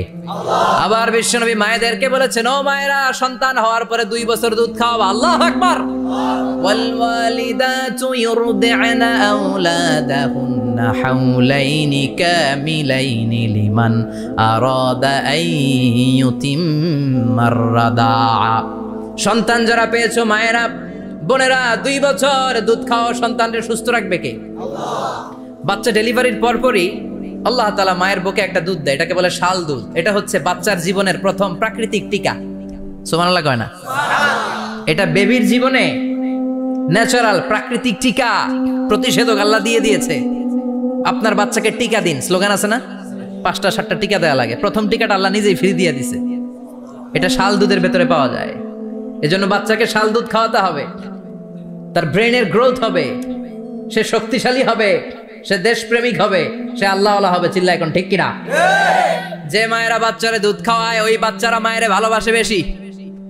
আর যেই মা গুলো বাচ্চারে দুধ না খাওয়ায় আর ডানু খাওয়ায়, আর কি কি আছে, হরলিক্স আর সিরালেক, কমপ্লেট, যারা এগুলো খাওয়াবে, ডানু খাওয়াবে, যারা ল্যাকটোজেন খাওয়ায়, যারা বুকের দুধ খাওয়াতে চায় না কোনো কারণ ছাড়া, 2 বছর বাচ্চারে দুধ দিতে চায় না, এই বাচ্চাগুলো বড় হলে ওই মারে বৃদ্ধাশ্রমে দিয়ে আসবে। কথা কন, কথা কন। এজন্য মায়েরা, বোনেরা, সন্তান হলেই তাকে বুকের দুধ দিয়ে আল্লাহর পক্ষ থেকে যে টিকাটা, এই টিকাটা পেটের ভিতরে ঢুকাই দিতে হবে। চিল্লা এখন ঠিক কিনা? এটা হচ্ছে ন্যাচারাল টিকা। এজন্য আল্লাহ বললেন, ইয়াসিন ওয়াল কোরআনিল হাকিম। ইয়াসিন, বিজ্ঞানময় কোরআনের শপথ। কোরআনের মধ্যে বিজ্ঞান আছে না নাই? অভাব নাই। কয়টা শুনবেন? আল্লাহ কসমোলজির কথা বলেছে, অ্যাস্ট্রোলজি কথা। কসমোলজি হচ্ছে সৃষ্টি তত্ত্ব। কসমোলজি কি? সবাই বলেন কসমোলজি কি?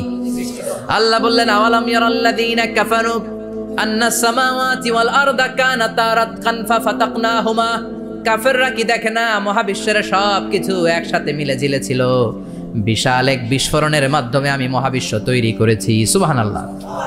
আদিতে, শুরুতে কিন্তু সব আকাশ, বাতাস, জমিন, চন্দ্র, সূর্য, নক্ষত্র, গ্রহ, নিহারিকা পুঞ্জ, গ্যালাক্সি, ব্ল্যাক হোল, সবকিছু মিলেমিশে একসাথে ছিল।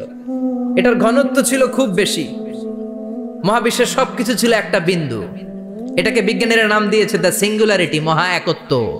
এরপর একটা প্রচন্ড বিস্ফোরণের মধ্য দিয়ে মহাবিশ্ব সৃষ্টি হয়েছে। এটার ওরা নাম দিয়েছে বিগ ব্যাং থিওরি। কি নাম? স্টিফেন হকিং মারা গেছে না গত বছর নাকি? হ্যাঁ, বছর খানিক আগে মারা গিয়েছে। সবচেয়ে বড় পদার্থবিজ্ঞানী ছিল। সে একটা বই লিখেছে, from the brief history of time, a brief history of time from big bang two black hole. সেখানে সে প্রমাণ করেছে কোরআনের এই আয়াত, কানাতা রাতকান, মহাবিশ্বের সবকিছু একটা বিন্দু ছিল। চাঁদ, সূর্য, গ্রহ, তারা সবকি ছিল। কথা বলেন, সবাই বলেন, একটা মাত্র বিন্দু ছিল। আল্লাহ বলেন, don't the disbeliever observe that the heavens and earth were joined together, then I separated with a gigantic sound, explosion. সব একসাথে ছিল, চাঁদ, তারা, আকাশ, নদী, নালা সব একসাথে।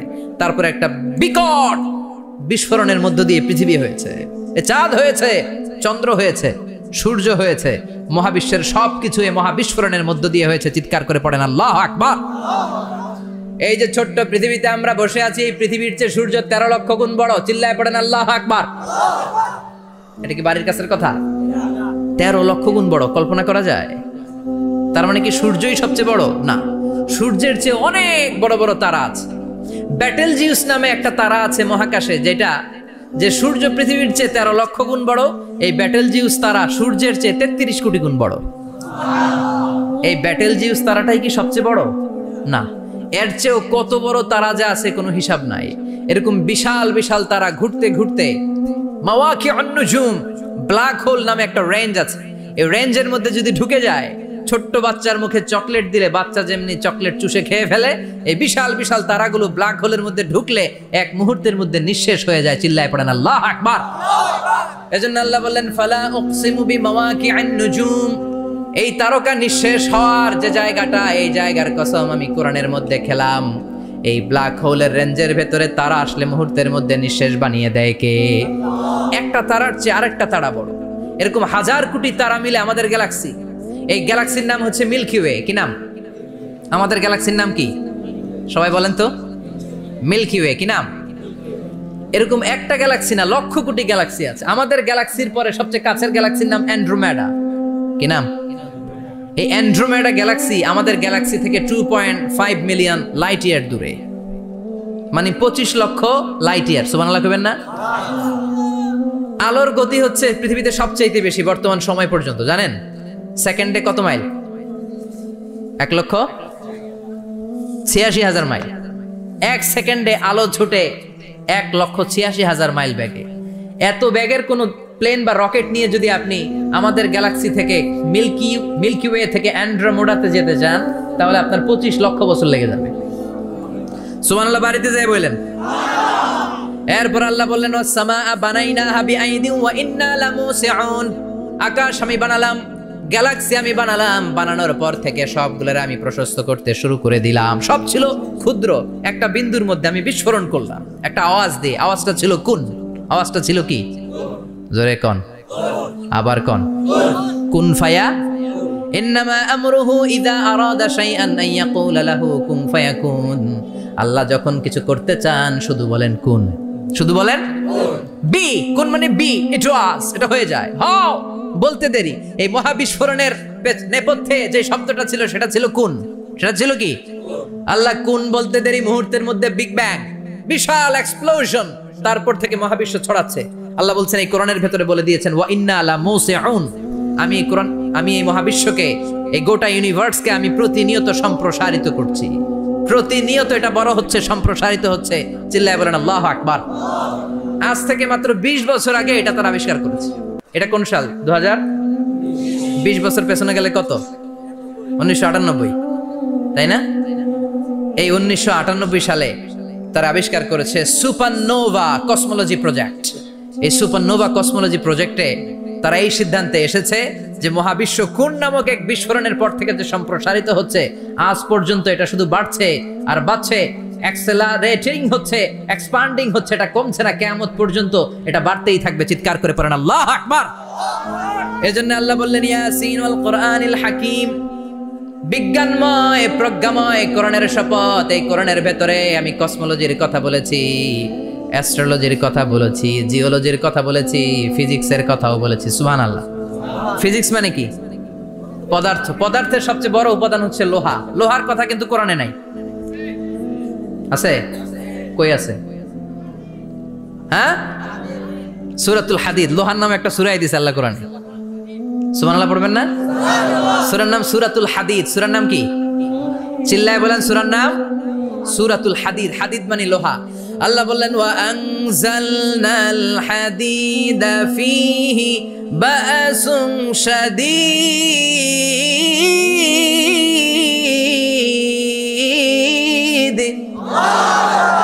ওয়া আনজালনাল হাদিদ ফীহি বা'সুন শাদীদ। আমি লোহা নাজিল করলাম, আর লোহার ভেতরে আমি ভয়ঙ্কর শক্তি ঢুকাইয়া দিলাম। সুবহানাল্লাহ। ফিহি মানাফিউ লিন-নাস। লোহার ভেতরে মানুষের জন্য অনেক কল্যাণ আছে। সুবহানাল্লাহ। লোহা ছাড়া পৃথিবীতে কিছু হয়? আংটি বানাতে লোহার দরকার আছে না নাই?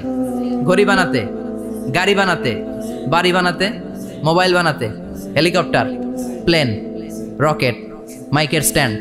সুবহানাল্লাহ কোন? এমন কোন জিনিস নাই যেটার মধ্যে লোহা লাগে না। এজন্য আল্লাহ বললেন, এই লোহার নামে আমি একটা সূরা ডেডিকেট করলাম, ওয়া আনজালনাল হাদিদ ফিহি বা'সুন শাদীদ। আমি লোহাকে নাজিল করেছি। আল্লাহ বলেছেন, খেয়াল করে শব্দটা শুনেন, ওয়া আনজালনাল হাদিদ। আমি লোহাকে উপর থেকে নাজিল করেছি। কি করেছি? কথা বলেন। তার মানে লোহা পৃথিবীতে ছিল না, নাজিল করছে কে? লোহা পৃথিবীতে ছিল? পৃথিবীতে ছিল? পৃথিবীতে থাকলে নাজিল করবেন কেন? এই যে কোরআনটা পৃথিবীতে আগে ছিল, নাজিল করছে কে? কোন ফেরেশতাকে দিয়ে? সাইয়েদনা জিবরাইল। কোন নবীর উপর? বিশ্বনবী মুহাম্মদুর রাসূলুল্লাহ। আল্লাহু আকবার। তার মানে ওই পৃথিবীতে ছিল না, আল্লাহ উপর থেকে নাজিল করেছেন। নুজুল মানে উপর থেকে নিচের দিকে আসা। এই নুজুল শব্দ ব্যবহার করে আল্লাহ বললেন, ওয়া আনজালনাল হাদিদ। লোহাকে আমি নাজিল করেছি। তার মানে লোহা পৃথিবীর উপাদান নয়, লোহা এসেছে উপর থেকে। কোন সুবহানাল্লাহ। বিজ্ঞানীরা, পদার্থবিদ যারা গবেষণা করে এটাই পেয়েছেন, লোহা আসলে পৃথিবীর না, লোহা পৃথিবীতে উৎপাদন করা হয় নাই। লোহার যে মলিকিউল অণু আছে, লোহার একটা অণু তৈরি করার মতো ক্ষমতা পৃথিবীর নাই। ইভেন এই সৌরজগতের কোনো কিছু নাই। সূর্যের তাপেও লোহা তৈরি হতে পারে। লোহার ছোট্ট একটা অণু তৈরি করতে কমপক্ষে 1 কোটি ডিগ্রি সেলসিয়াস তাপের প্রয়োজন হয়। তার মানে এটা পৃথিবীর কোনো উপাদান নয়, এটা আনজালনাল হাদিদ। আল্লাহ বলেন মহাবিস্ফোরণের কারণে গলিত অন্য কোনো তারার ভেতর থেকে লোহার উপাদান আমি পৃথিবীর ভিতরে এনে ঢুকিয়ে দিয়েছি। তার মানে পদার্থের কথা কোরআনে আছে না নাই? সুবহানাল্লাহ কইবেন না? এরপরে বায়োলজির কথা আছে না নাই? বায়োলজিক্যাল অ্যাসপেক্ট অফ মাউন্টেন্স, কেমন করে পাহাড়ি রেঞ্জ তৈরি হলো, আছে না নাই? ওয়াজআলনাল জিবালা আওতাদা, পাহাড়কে আমি পেরেক মেরে দিয়েছি। ওমিয়া কাঠের ভেতরে যখন পেরেক মারেন, পেরেকের বেশিরভাগ অংশ কাঠের ভেতরে ঢুকে যায়, উপরে দেখা যায় সামান্য, ঠিক কিনা? তো লোহা যদি আল্লাহ পেরেক মারেন, উপরে যা দেখা যায় এটা সামান্য, আসল পাহাড় তো মাটির নিচে। সুবহানাল্লাহ কইবেন না? আসল পাহাড় কোথায়? পেরেক যদি কাঠের মধ্যে ঢুকিয়ে দেন, পুরো পেরেকটা কাঠে ঢুকে যায় না, উপরে দেখা যায় কদ্দুর? সামান্য। পাহাড়ের যা আপনি দেখেন এটা তো পেরেকের মাথা, পুরো পাহাড়টা আল্লাহ জামিনের ভেতরে গেড়ে দিয়েছেন। চিল্লায় পড়েন আল্লাহু আকবার। আবার আল্লাহ বললেন অমিনাল জিবালি জুদাদুম বিদু ওয়া হুমরুম মুখতালিফুন আলওয়ানু, আছে না নাই?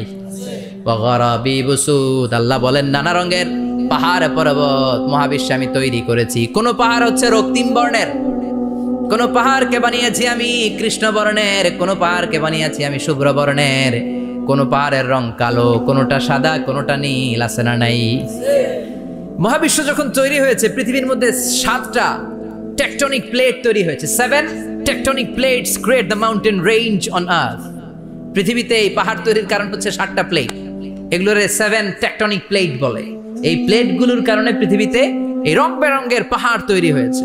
কত রঙের যে পাহাড় আছে, আরব বিশ্বে পাথরের পাহাড়, বাংলাদেশে মাটির পাহাড়, ব্রুনাই, সিঙ্গাপুর, ইন্দোনেশিয়াতে যদি যান আরেক ধরনের পাহাড়। চায়নার একটা শহর আছে গানজু সিটি, কি নাম? এই গানজু সিটিতে একটা পাহাড় আছে রেইনবো মাউন্টেন, ওখানে 7 রঙের পাহাড় পাওয়া যায় এক জায়গায়। সুবহানাল্লাহ কইবেন না? রেইনবো মানে কি? রংধনু। রংধনুর কয় রং? কথা কন।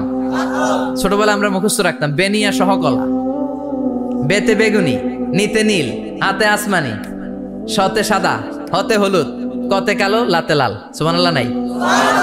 মনে রাখার কি অসাধারণ পদ্ধতি। এই রেইনবো মাউন্টেন, রংধনুর 7 রঙের পাহাড় এক জায়গায় পাওয়া যায়। এখানে সাদা পাহাড়, এখানে সবুজ পাহাড়, এখানে নীল পাহাড়, ওখানে লাল পাহাড়, এখানে কালো পাহাড়। এই চায়নার গানজু সিটিতে আল্লাহ তাআলা 7 রঙের পাহাড় এক জায়গায় রেখেছেন। চিৎকার করে বলেন আল্লাহু আকবার। তার মানে বায়োলজির কথাও কোরআনের ভেতরে আছে না নাই? এরপর আল্লাহ বললেন কেমন করে আকাশ থেকে আমি পানি নাজিল করে, এটাও কোরআনে আছে না নাই? আমরা ছোটবেলা পড়েছি ওয়াটার সাইকেল, হাইড্রোলজিক্যাল সাইকেল, কেমন করে সূর্যের তীব্র তাপ সাগর থেকে পানিকে জলীয় বাষ্প করে উপসে নেয়, উপরে নিয়ে সেটাকে পুঞ্জীভূত করে দেয়, ঘনীভূত করে দেয়, মেঘ হয়ে যায়, সেখান থেকে ঝিরি ঝিরি ঝিরি ঝিরি বৃষ্টি পড়ে, আছে না নাই? আর ওই বৃষ্টির গান আমরা গাই, এই বৃষ্টি ভেজা রাতে তুমি চলে যেও না। ওই বৃষ্টি পেয়ে আল্লাহর কাছে দোয়া করে না? বিশ্বনবী বলেন রহমতের বৃষ্টির নিচে দাঁড়িয়ে কেউ যদি হাত তুলে দোয়া করে, ওই দোয়া কবুল করে কে? আল্লাহ। আবার আকাশের মধ্যে মেঘের ঘনঘটা দেখলে বিশ্বনবী পেরেশান হয়ে যেতেন, হয়রান হয়ে যেতেন, আর আল্লাহর কাছে বলতেন আল্লাহ এই মেঘ দিয়ে তুমি আমাদেরকে আযাব দিও না, তুমি আমাদেরকে গজব দিও না, তুমি আমাদেরকে শেষ করে দিও না, এই মেঘ থেকে তুমি আমাদেরকে রহমতের বৃষ্টি দাও। পড়ে না আমিন। বৃষ্টি দেখলে বিশ্বনবী বলতেন আল্লাহুম্মা সাইয়িবান নাফিআ, ইয়া গাউসু আগিসনা গাউসান মুগীসান মারিআন মারিআন নাফিআন গায়রা দার আজিলান গায়রা আজিল। হে আল্লাহ এই বৃষ্টি থেকে তুমি ঠান্ডা রহমতের পানি দাও। কি দাও? আল্লাহ মেঘে দে পানি দে, ছায়া দে রে তুই আল্লাহ মেঘে দে। পড়েন পড়েন, আল্লাহ মেঘে দে পানি দে, ছায়া দে রে তুই আল্লাহ মেঘে দে। এই ওয়াটার সাইকেলের কথা আল্লাহ বলেছেন। আলাম তারা আন্নাল্লাহ ইউসজি সাহাবান, কাফের নাস্তিক যেগুলো সমাজের আবর্জনা খড়কুটা, ওরা কি দেখে না কেমন করে আমি বাতাসকে জলীয় বাষ্প করে আকাশে তুলি, বায়ুমণ্ডলে নিয়ে যাই, সুম্মা ইউআল্লিফু বাইনাহুম, জলীয় বাষ্পগুলোরে তখন আমি ঘনীভূত করি, সুম্মা ইয়াজআলুহু রুকামান, এরপরে আমি মেঘে পরিণত করি, ফাতারাল ওয়াদকা ইয়াখরুজু মিন খিলালিহি, তারপরে মেঘের ভেতরে থেকে ঝিরি ঝিরি ঝিরি ঝিরি বৃষ্টি নাজিল করে কে? আবার আল্লাহ বললেন, পানি থেকে আমি পৃথিবীর সব প্রাণগুলারে বানালাম। ওয়াজআলনা মিনাল মাই কুল্লা শাইইন হাইয়া ফালা ইয়াকিলুন। পানির ভেতরে থেকে সব প্রাণের উৎপত্তি পৃথিবীর মধ্যে ঘটিয়ে দিয়েছে কে? বিজ্ঞানীরা স্বীকার করেছে পৃথিবীতে যত প্রাণ পাওয়া যায়, যত প্রাণের ব্লুপ্রিন্ট পাওয়া যায়, সব এসেছে পানি থেকে। চিৎকার করে বলেন, কোত্থেকে? পানি নাই তো প্রাণ নাই, পানিও আছে প্রাণও আছে। কোন সুবহানাল্লাহ। বিজ্ঞানীদের ধারণা, তারা ধারণা করে বলেছে পৃথিবীর প্রথম প্রাণের নাম হচ্ছে অ্যামিবা। কি নাম? ওরা বলেছে এটা এককোষী জীব। It's a very small unicellular organism found ever in the world. পৃথিবীতে পাওয়া প্রথম এককোষী প্রাণীর নাম হচ্ছে অ্যামিবা। এটা এসেছে শৈবালের মতো, এরপরে জুপ্লাংটন, ফাইটোপ্লাংটন, ব্যাকটেরিও প্লাংটন, একটার পর একটা স্পিসিজ প্রজাতি পৃথিবীতে ডেভেলপ করেছে। কোন সুবহানাল্লাহ। এই পানির কথা কোরআনের ভেতরে বলে দিল কে? এজন্য আল্লাহ বললেন ওয়াল কোরআনিল হাকিম, বিজ্ঞানময় কোরআনের শপথ। এই কোরআনটা বিজ্ঞানের ঠাসা। এই কোরআন আশ্চর্যের শেষ নাই। এই কোরআন কোনোদিন পুরাতন হয় না। এই কোরআনের ভেতরে আল্লাহ দিয়েছেন হেদায়েতের মশাল, আর কোরআনটাকে বানিয়েছেন বিজ্ঞানের সুউচ্চ মিনার। জোরে কোন সুবহানাল্লাহ। তার মানে কোরআনে আমরা কি পেলাম? দুধের কথা পেলাম, মধুর কথা পেলাম, কিভাবে ডায়েট করবেন সেটা আমরা পেলাম। আমরা কসমোলজি পেলাম, অ্যাস্ট্রোলজি পেলাম, বায়োলজি পেলাম, ফিজিক্স পেলাম, ওয়াটার সাইকেল পেলাম। এবার পাতালপুরীর কথার দরকার আছে না নাই? পৃথিবীর একেবারে গভীরতম গভীরে কি আছে এটা কিন্তু কোরআনে নাই। আছে। পৃথিবীর মাঝখানে যে উত্তপ্ত লাভা আর আগুন, এটা আপনারা জানেন? পৃথিবীর উপর দিয়ে আমরা ঠান্ডা পৃথিবীতে ঘুরে বেড়াই, কিন্তু এর ভিতরে কিন্তু আগুন, লাভা। আল্লাহ কোরআনের মধ্যে ফুটন্ত টকবগে সাগরের কসম খেয়েছেন। আল্লাহ বলেছেন ওয়াল বাহরিল মাসজুর।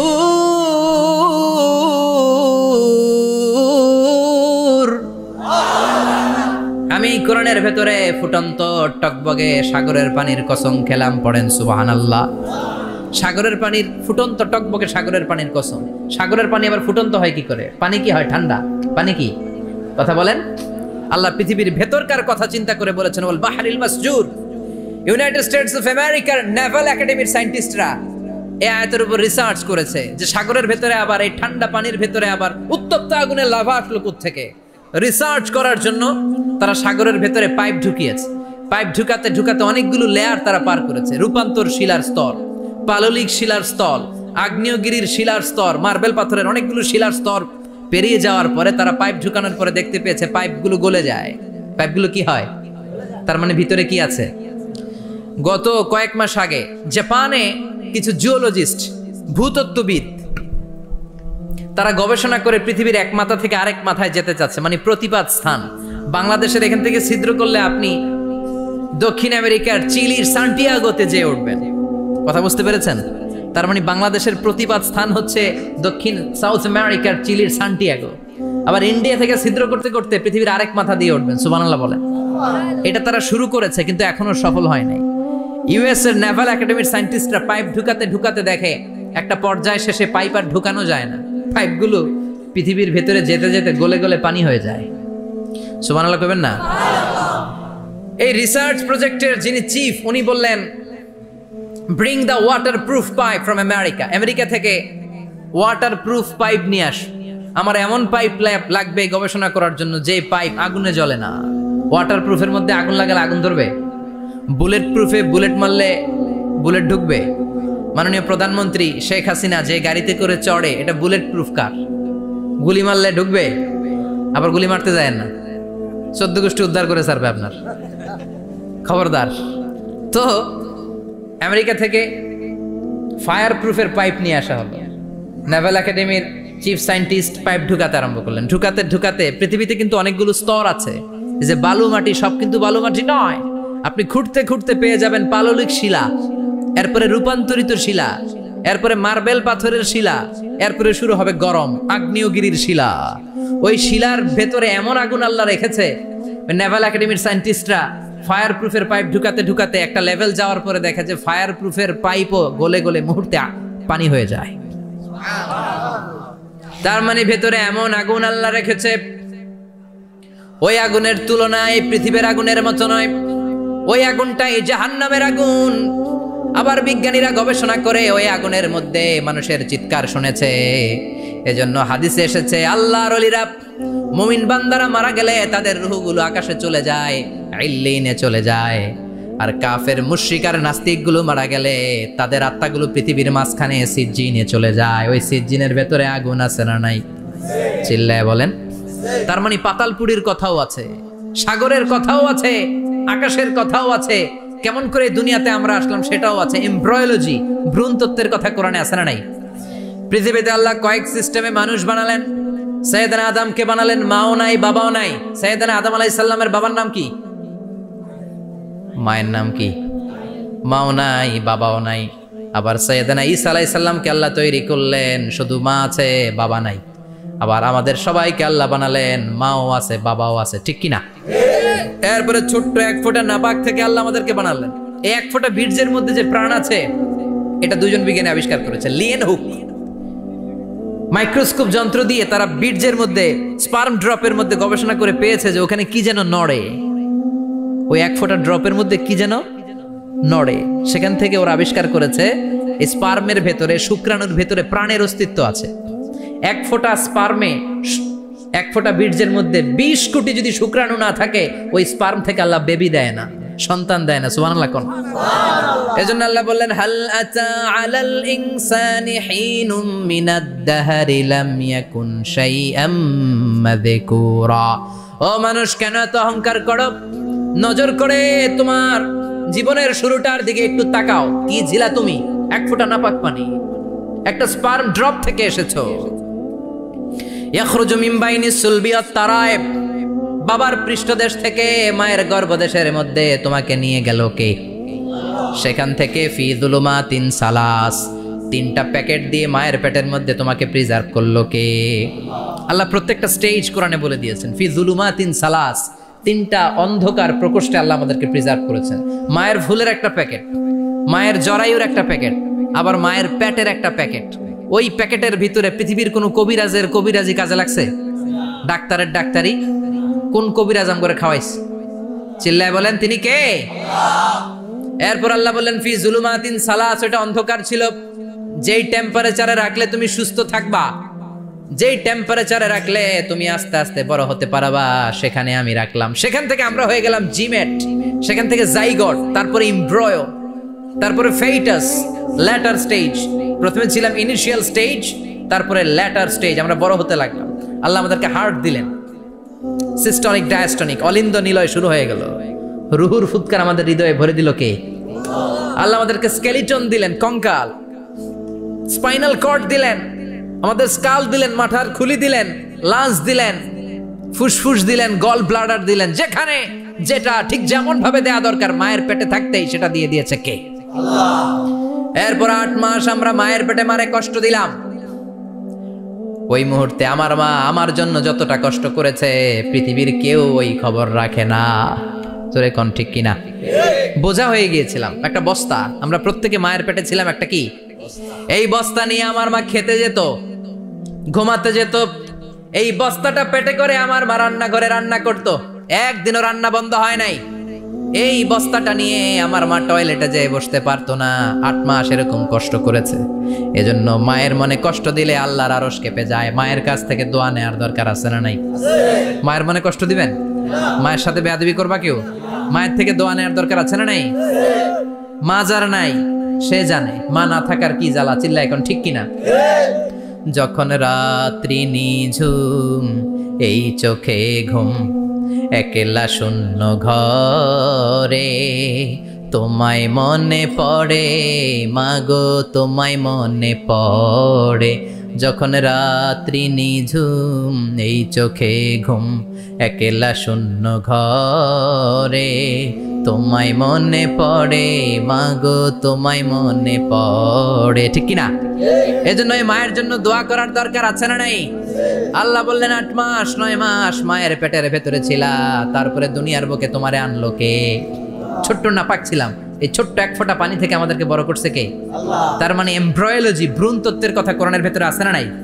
সে আল্লাহ বললেন ইয়াসিন ওয়াল কোরআনিল হাকীম ইন্নাকা লামিনাল মুরসালিন আলা সিরাতিম মুস্তাকিম। সুবহানাল্লাহ পড়েন। আল্লাহ বললেন ইয়াসিন, এরপরে বললেন আল কোরআনিল হাকীম, প্রজ্ঞাময় কোরআনের শপথ। বিশাল একটা শপথ কেটে আল্লাহ বললেন ইন্নাকা লামিনাল